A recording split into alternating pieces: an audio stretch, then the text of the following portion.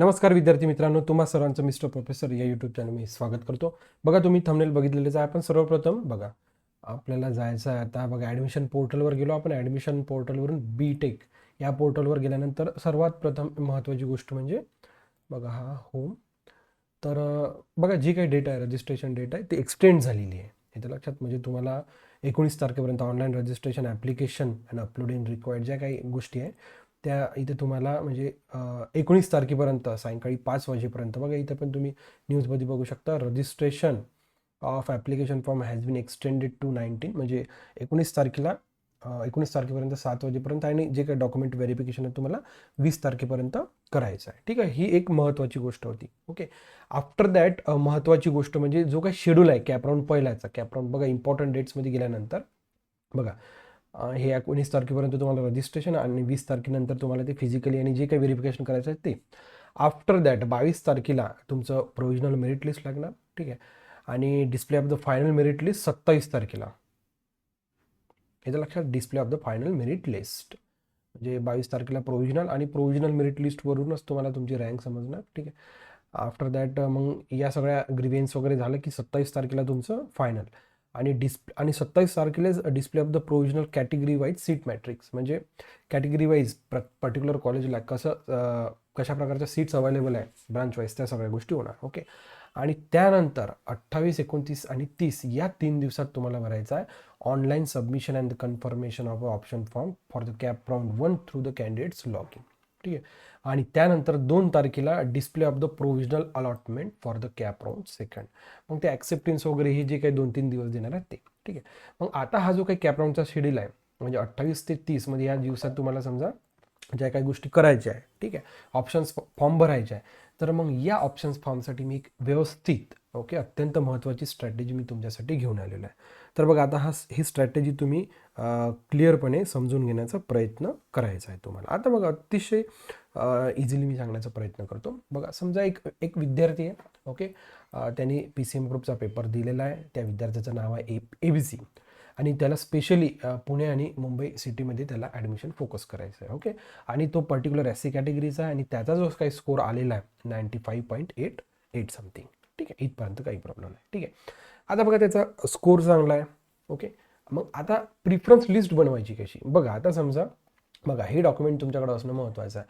Cap round पहिलं cut off आहे 2025-26चं last इयरचं. बघा, हा का बरं महत्त्वाचा आहे. आता बघा, त्याचा जो काही स्कोर होता तो होता 95.88. ठीक आहे, आता मी समजा या कॅप राऊंड पहिल्याचा जो काही लास्ट इयरची जी काही PDF होती इथे आलो.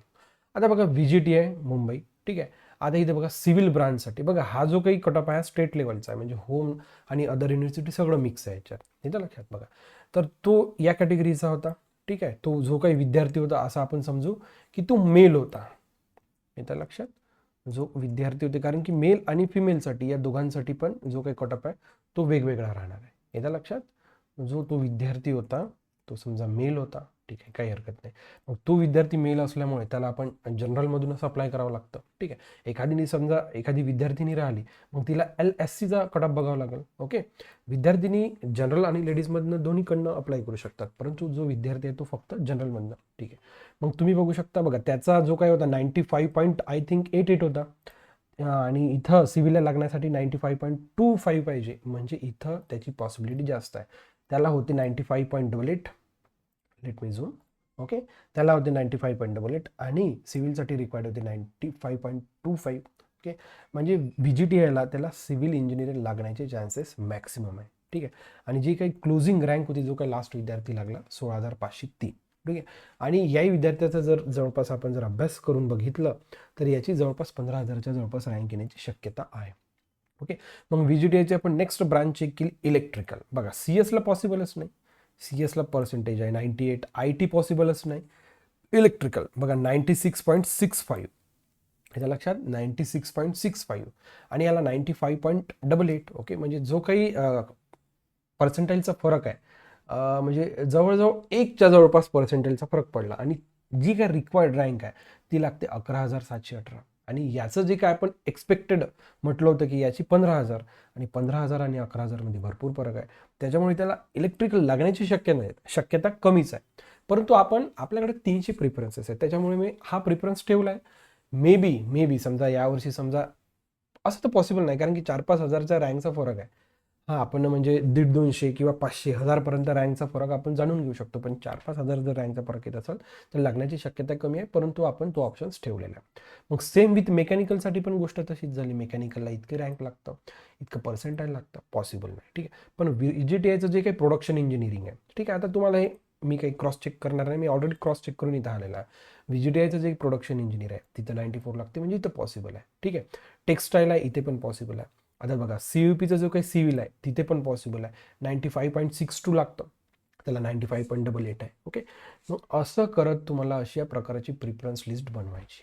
ठीक आहे. This is the best way, best way.